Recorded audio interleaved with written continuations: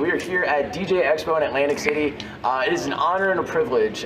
We are getting to sit down with the one and only DJ Inferno, U.S. DMC champion, world finalist, and Madonna's tour DJ.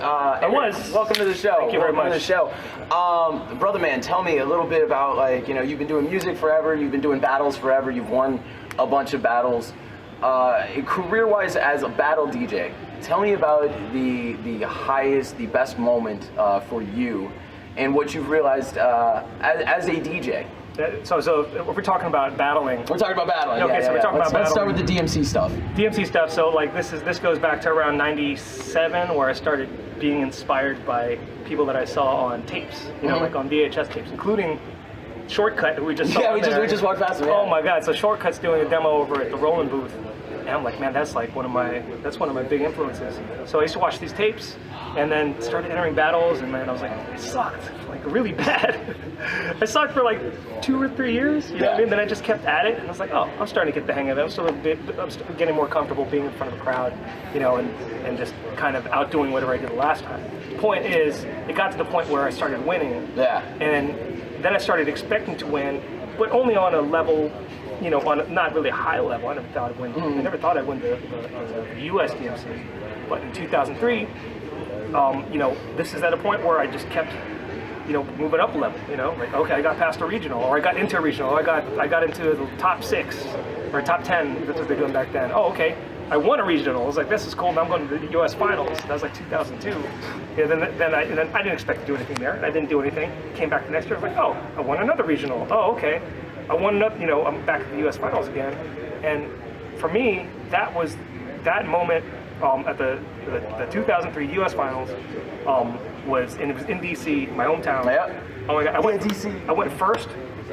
I went first out of all the DJs just by luck of the draw, and I was happy with my set, and that's all. That's honestly, that's all I cared about. That's all I cared about. Like, it wasn't for me. It wasn't about. It really wasn't. You know, like some people go in and they're like, "Yo, I'm gonna win," right? You know, I was on that level with like the lower, you know, the lower tiers. Like I should probably, local regionals, local battles. Yeah, I was like, I should probably win a local battle at some point later when I started winning. I was like, okay, I could probably win the regional.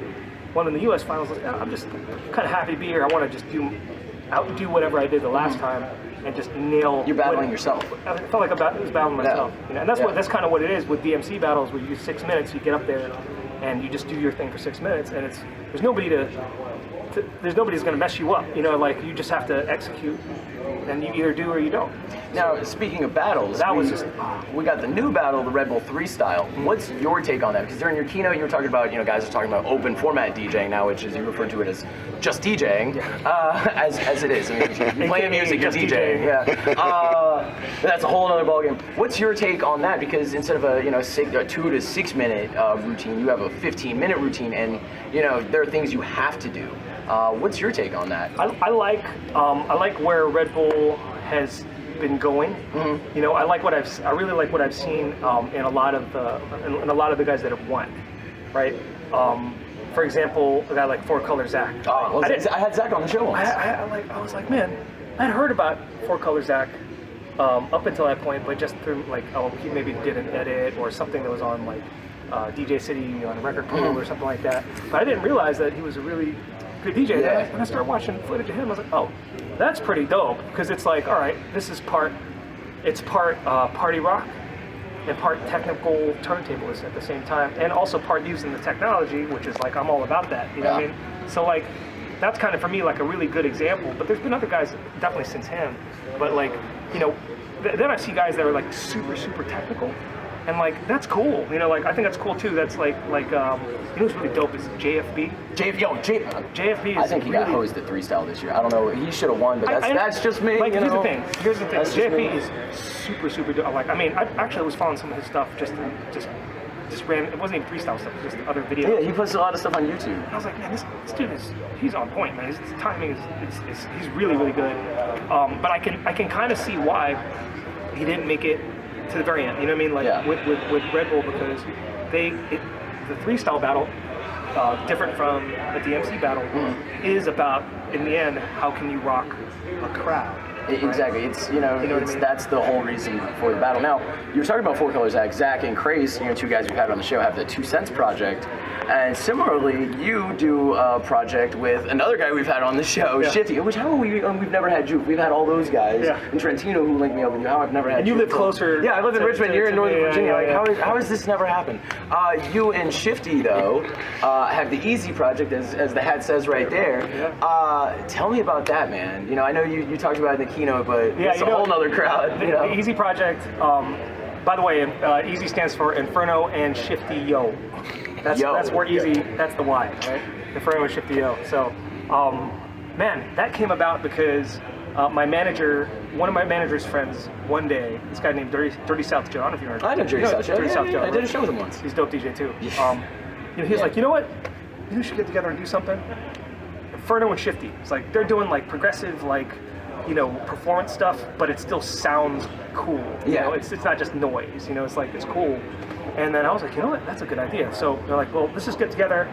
We met up, and we just started talking about like, oh, what do you want to do? Like, all right. So the way we thought it was going to start out was we thought it was going to be based around what we are already doing as performers, which is like I got my live remix thing. He's got his thing with Machine and does like really progressive like turntable / controller stuff. A hybrid of turntablism and controllerism, if you will. Just like me, but different. But different. Exactly. Similar but different. But so we thought we would just bring those two together, and the performance would be really, really dope, right? But what we didn't expect to happen was we were like, oh, why don't we work on a track in studio production, right? Just studio stuff, not performance. Not performance, studio stuff. Let's just see how if we click. Because if we click, we'll just start making stuff, right? That's the thing that neither one of us expected to really work. Right? So like when we started working on our first track, we're like, oh, this is really clicking very well because basically, the strengths of one complements the what the other person doesn't know as much. You know what I'm saying? Like we're complementing strengths. It's, one guy can do this, one guy can do this. You put it together, and then you get the dopest video on YouTube. And as a performance, but it's for production. I'm talking about just for production. So the performance, we kind of knew already. Well, this is going to be. We already got that. Dope, because it's, you know what I mean. Like that's a bit, but we didn't realize the studio stuff was going to be like legit, like good music, right? Like it really, really worked out. So we started just doing a lot of studio stuff. Like, man, let's just keep going. So I played like at my set today. I played a lot of our tracks. Some of them, one of them was a demo. It's not even done. Not even done yet. I was like, I was on the way up here. I was like, his name's Sam. Like, yo, can you send me the acapella for this demo? Because I'm gonna do it on the stage. So I'm like on the Amtrak, coming up here, downloading the acapella so I could on the trains. Do something wonderful Wi-Fi that they got. And then I did like a quick mastering job on my laptop, like just to be able to play it live. It was cool. Like I played a lot of the original stuff, and you notice, like, I don't know if you noticed, like the tracks that I played that we make. It's like, it's not typical club tracks. It's different. And honestly, with this day and age, with the genres blending and different stuff, and it's guys are playing on different gear and doing things differently than they did 10 years ago, even 5 years ago. You're getting different sounds and a different energy, and you guys are really pushing that envelope for DJs. And you were talking about, like looking at Shortcut and you looking up to him.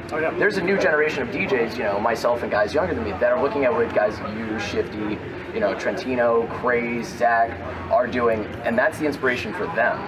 And it's taking things to a whole nother level. So if you're doing that, what's the next generation going to be thinking of with the new gear that's coming out 5-10 years from now? Man, I don't know, man. But what I hope doesn't get lost is the DJing part. Right. So like, I think what happens, like for me, like I go head down, quarantine myself in my studio for long periods of time and practice a performance or something. Right? Because that's the only way you're going to be able to do it without messing up. You have to practice it a bunch of times, and it's just like DMC stuff. You got to it's not just that. It's like you go back to like, okay, piano lessons when I was 7 years old. Practice your scales. You got to practice. You got to recite. You got to do that. You got to practice. You got to perform. That's the only way you're going to be able to do it. So the thing is, what I think, I don't know if a lot of people know that because of the push all these videos out, like the live remix stuff. I don't know if people realize that I've been DJing for 26 years, man. Like DJing for, I've been alive DJing. 1 more year than you've been DJing. Exactly. You know? Yeah. I mean, Tony said you're feeling old. You know? I figured I was probably even before you were born, but like, you know what I mean? Like, so what with my shows, like with my sets, like it's not 2 hours of me going up there being like a one-man band. It's not like that. You know, it's like kind of like during my set today, it's part DJ, it's part live show. It's part DJ, part band. But what I hope doesn't happen, what I hope happens to your question with the younger DJs coming up, I hope they don't get so lost in what the technology can make possible that they forget like what sounds good, what moves crowds, and what has like some inkling of soul. You know what I mean? Like, because it's very easy to get into technology and kind of just nerd out, to be honest. And then you lose the soul. Some of these guys that are playing Ultra and they're doing an Ableton set with 700 tracks in an hour that they've pre-programmed for the last 3 months. And none of it's live. None of it is reading the crowd. None of it is DJing. It is all a performance that is completely pre-planned. They can be producers, they can be phenomenal producers, but you can't say what they're doing is DJing. And that brings me to the next point, the real DJing campaign that A-Track and Craze and other guys have been pushing. What are your thoughts on that? Yeah, I mean, I think it's great because that's I think what in the whole when EDM really took off. Now it's not anywhere near what it was before. But 2013. The idea of what a DJ was kind of got redefined. Yeah. And it wasn't the idea of what what people thought were DJs really weren't DJs. You know what I mean? Because it's like what you said. DJing isn't even scratching. DJing it doesn't matter if you're doing vinyl, if you're on a CDJs, even you could argue, even if it's, the argument could be made if you're even on Ableton or just using the sync the whole time. For me, at the core of DJing is being able to, it's like a dance, right? So you have to be able to give a group of people an experience, but that experience is based on what they give you. It's not a one-way thing, and it has to be able to be something that changes, or else it's not DJing. Yes, it's not DJing. Oh my God! If it's like you going have to church with this guy. You know what I mean? Yeah, and it's maybe different than if it's different here. Like okay, I went up there, I did some DJing. I pre-planned my set, but this is like a 20-minute.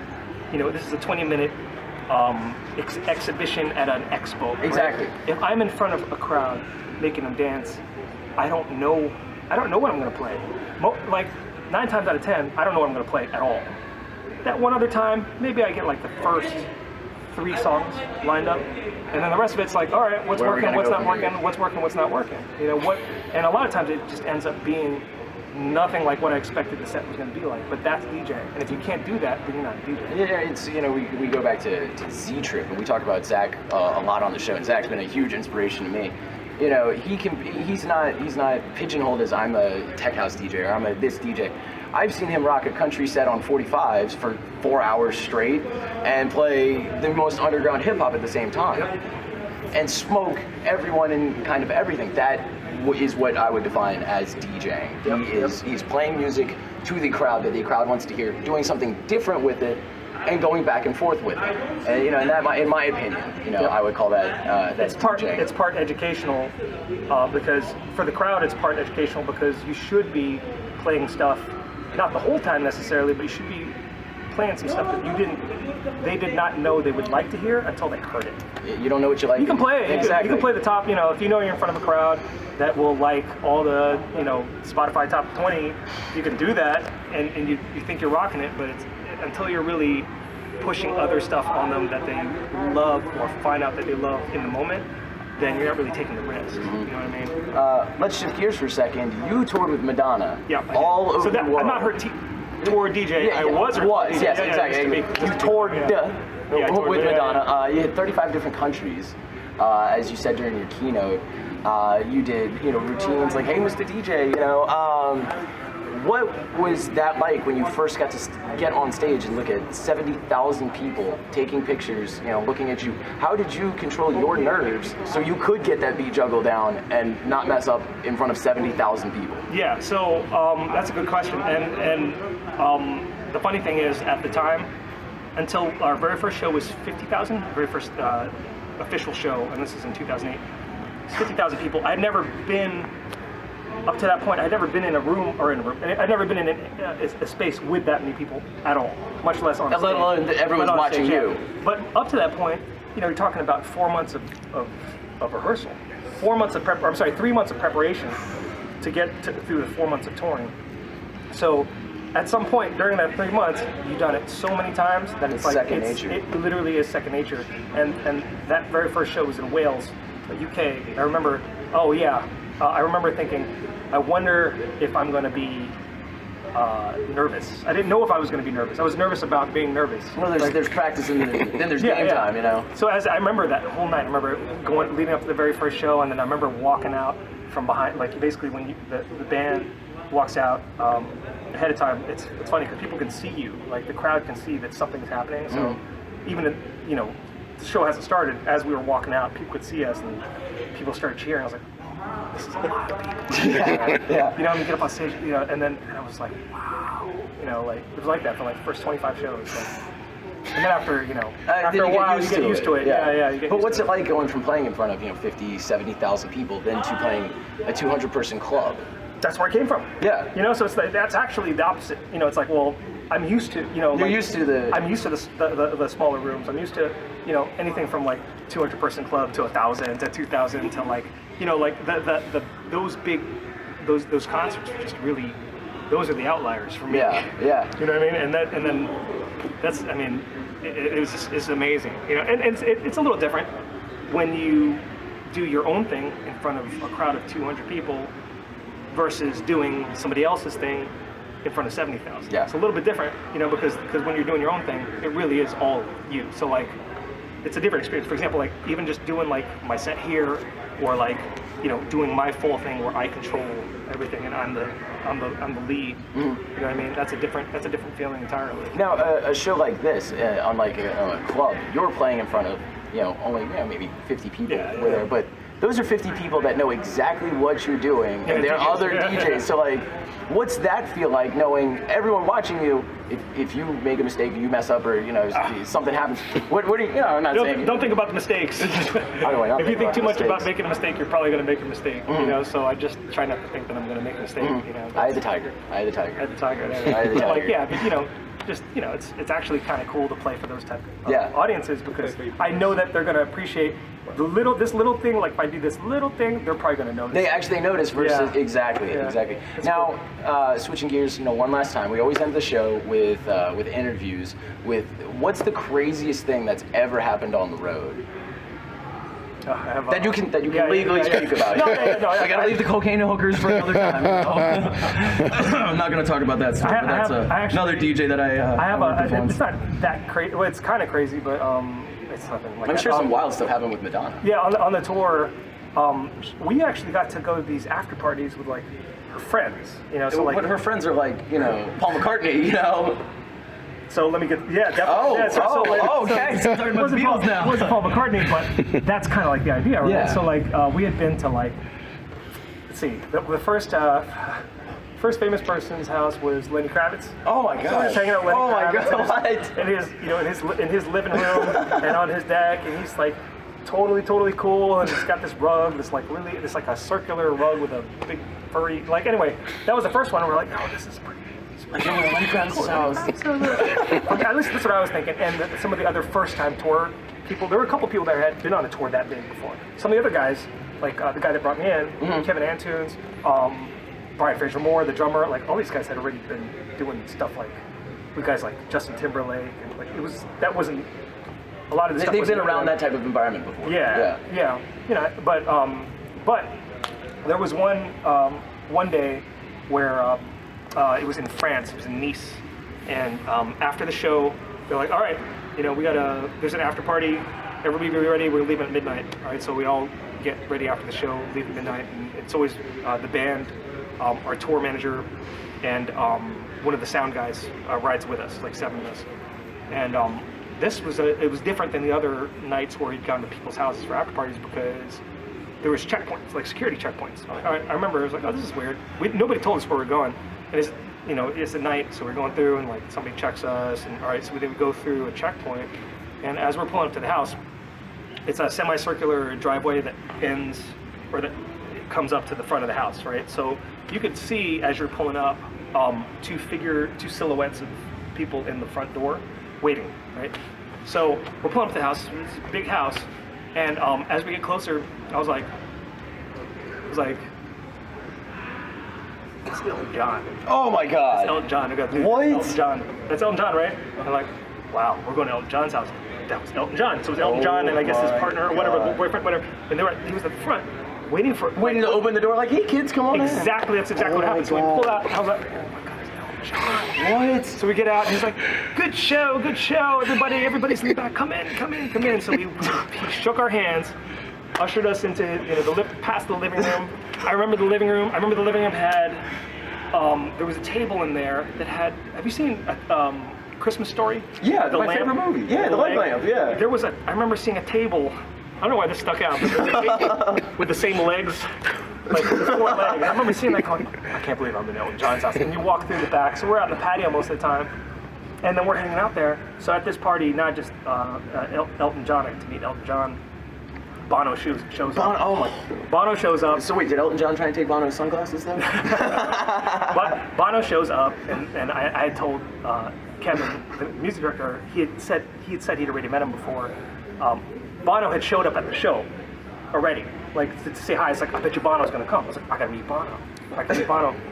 He says, well, I met him. I said, well, if you're talking to him, if he's there and you're talking to him, you have to introduce me. Yeah. I said, I'm not even gonna say anything. I'm just gonna stand next to you, smile like a jackass, and you're gonna introduce me. And that's exactly what I did. So I saw standing there, I walked up there, and I had this big grin on my face, and I was like, I wasn't talking. Like, they were talking about something else, and I was just, oh, this is DJ Inferno, and I got to meet him. I was like, hey, Bono. He was like super nice, and then who else was there? Those are the big. Obviously, Madonna was there. Bono, Madonna, and Elton John. Yeah, it's one night. Yeah. We call it Wednesday. Like Hugh Grant was there, but Oh yeah, Hugh Grant was there. I think David Blaine was there that night too. That is incredible. Yeah, but that was actually really cool. But yeah, nothing too crazy. So like you were talking about in the keynote, the first time, seeing Madonna, about, working with Madonna, and you were like, I was stumbling on my words. When you're going to all these after parties and you're meeting Elton John and Lenny Kravitz and Bono, how did you Easy. Just don't talk too much. Yeah. Easy. Just don't talk. You just look at it like, yeah, okay, I'm just kidding. Yeah, I just, don't have to push the conversation too far, but, it's just very, very, very, cordial first time meeting each other kind of conversation. So it's this sounds like the Dave Chappelle at Prince's house, story. That's what this sounds like. Eric, brother man, thank you so much for everything. Oh, I forgot to mention something. What did you mention? I forgot to mention this in the keynote. So Kevin and Antons and I have remained very good friends, and what's really cool is, and I think I'm allowed to talk about this now because the deal's done. Mm-hmm. But I'm actually going to be doing more music production. I've done music production with him since then. He's brought me on some other gigs. I did some production for Cirque du Soleil, the Michael Jackson Cirque du Soleil show. Mm-hmm. So I produced some of the music, worked with him on some music production. But for this upcoming Shakira tour, I'll be working with him, working on some of that music production too. Shakira. We're just starting on that, so it's going to be really. That's cool. I can't sing. She's going on tour this year. Oh my God, dude, this has been incredible. I can do that at home too from my my pajamas. You I can work sit at home. Take the dog out. All right, gotta go work on this thing for Shakira. Anyway, you can do a station identification for us. Okay. What's up? This is DJ Inferno, and you're listening to the Monday Mashup on WVCW Radio. Word, brother man. Thank you for everything.